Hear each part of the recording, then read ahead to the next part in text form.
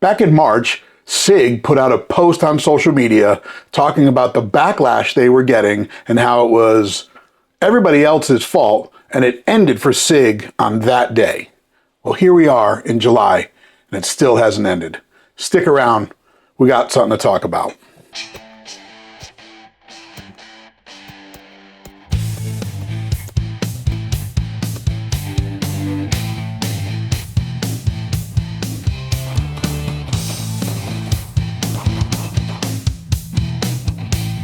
Welcome back to the channel, folks. And unfortunately, this SIG epidemic drama continues. It got really bad for them last week, and then yesterday an email came out from SIG to triple down, quadruple down. I don't even know how many double downs they're on at this point with their statement. And it's just horrible. And it's on the heels of a tragedy, which makes it even worse. On July 20th, a security forces airman stationed in Warren Air Force Base in Wyoming was killed when his SIG M18 handgun discharged while holstered. The weapon was still holstered, and it had an uncommanded discharge and shot him in the chest. The M18 is the compact military version of the SIG Sauer P320. Now, the P320 was adopted by the US military in 2017 as their modular handgun system. Its older brother or bigger brother is the M17. The P320 came out, I believe, in 2014. And there are millions of these firearms out in the wild. Now, the airman was identified as Braden Lovin, 21, from Kentucky, and he served with the 90th Security Force Squadron. He died in the early morning hours at base on July 20th.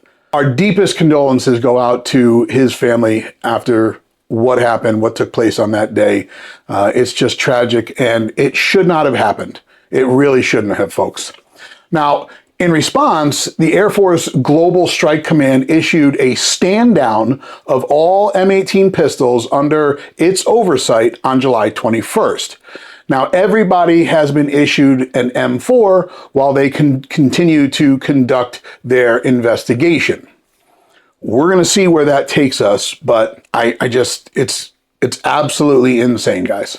Now, around 2 weeks before this, the FBI had released a report on its findings due to the Michigan State Police incident that happened prior to that. You can search the internet. We don't have to go down a deep rabbit hole on all of those, but you can find a lot of information about the SIG P320. Now, the incident with the Michigan State Police, the Montville State Police, which we'll get to in a second, and then with this airman, they're not isolated. Since 2017, there have been numerous reports of the civilian P320 having uncommanded discharges.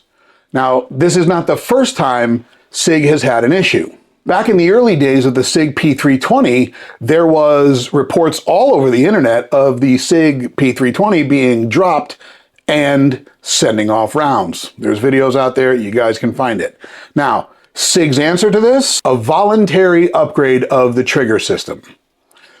So what's really concerning is SIG's entire statement since March has been, it cannot fire without the trigger being pulled. Well, we've already done that. We've already proven that, and you did a voluntary upgrade based on that. So your statement is incorrect right off the bat. If anybody has one of those original P320s, which I do, that has not had a voluntary upgrade, which mine hasn't, if I drop that, it will send a round through the ceiling. Explain that, SIG. Now, I have made numerous videos on the SIG P320. And before the SIG P320 issues that came to light, I was a huge fan of SIG Sauer. I wanted to do nothing but work with them in this space.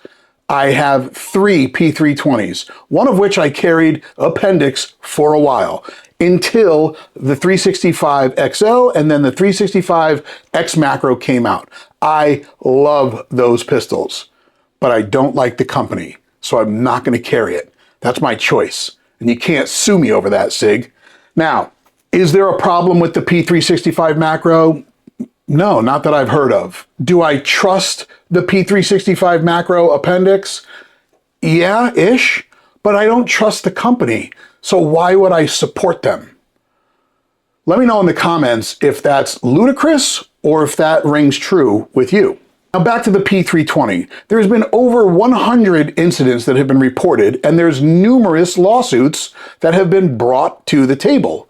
So much so where a month or so back, maybe 45 days, SIG got immunity and New Hampshire granted it to them. They went to the government of New Hampshire late in the evening and asked for immunity against any future lawsuits. Now, why would they do that? Okay, that's a red flag right there. Next red flag for me, the incident with the airmen happened. SIG puts out this crappy statement about they've offered assistance, but they disabled their comments. What are you afraid of? What are you afraid of? I mean, you've been getting drug across the rocks since it ended today in March. Was that just a little bit too much for you? I don't know.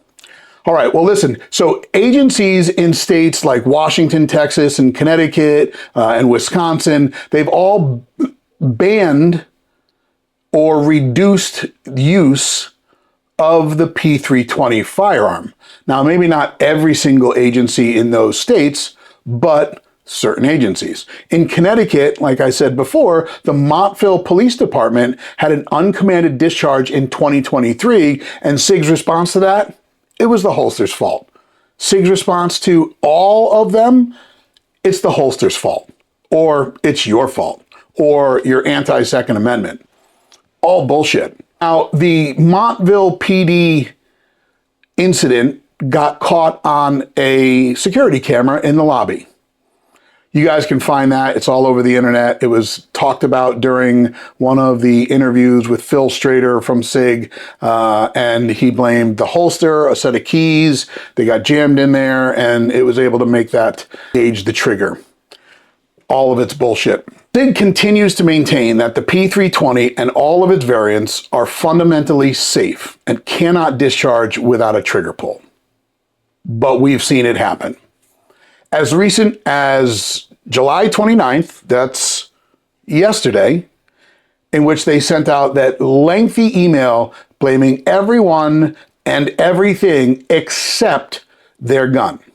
My issue with that is that if it's the holster's fault, then why are we not seeing it happen to any other firearms using the same holsters? The company insists many reports are due to mishandling or bias. Maybe some lawsuits have been dismissed, but I know 2 lawsuits have been paid out to the tune of, I think, $15 million. Now, it's SIG's email. They stated that the Michigan State Police have resumed use of the P320, and they say that they cannot replicate the uncommanded discharges. Guys, let me just be very, very clear on my stance and why I'm done with the SIG brand and P320. I've made a couple of statements over the last 60 or 90 days on this, and what it comes down to me is the integrity of the company. If they had just admitted to a potential issue, a possible issue, and devoted to figuring out what it was from the beginning, they would have been supported and cheered through this entire situation. Yet they chose to go the other route. You're a liar. It's your fault. You're to blame. Now it's the holster's fault. Now there's things that are getting jammed in the trigger. There's other channels out there that are going through all sorts of extensive research to try and replicate this or figure out what this is. Why isn't SIG doing it? Here's the deal. SIG should be 100% transparent on all of it. Change the way you go about this and you won't continue to lose in this battle. But eventually, you're gonna lose. You can't continue to go down this route. Now they're suing departments and agencies for removing their firearm from operation? Bullshit. I'm sorry, that's bullshit. I saw them reporting in their email that if you have a problem with your local range banning your firearm to contact SIG, oh, now they want to help? Now they want to be contacted? Well, let me tell you something, SIG, and you never really probably thought about this, but I talked to a dealer today who has a range, and they said, we're waiting to see what insurance says. Now, if the insurance comes back at a range and says, are you allowing SIG P320s to be used on your range? And the answer is yes. Well, the insurance company might just go ahead and say, well, you're now dropped. And that's an important piece of information that I don't know many people are talking about. It comes down to insurance.